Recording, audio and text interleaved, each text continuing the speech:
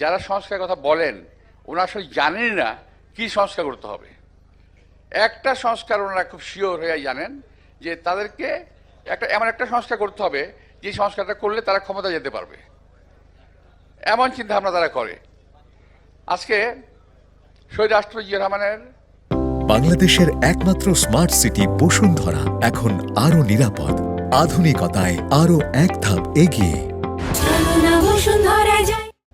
এবং দেশনেত্রী বেগম খালেদা জিয়ার যোগ্য উত্তরসূরি আমাদের নেতা অ্যাক্টিং চেয়ারম্যান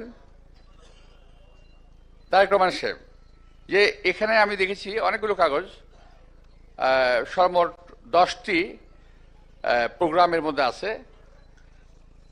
এই 10টি প্রোগ্রাম উনি যারা যে বিষয়ে বিশেষজ্ঞ তাদেরকে তারা তৈরি করিয়েছেন, এবং এগুলো কিন্তু শুধু এই নির্বাচন নয়,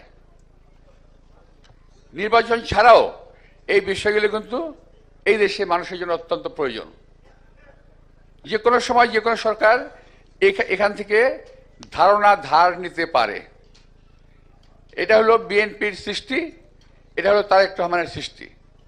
সুতরাং আমি বলবো অত্যন্ত গর্ব করে যে আমাদের অ্যাক্টিং চেয়ারম্যান সাহেব যে কাজটি করছেন অত্যন্ত ভালো একটি কাজ করেছেন।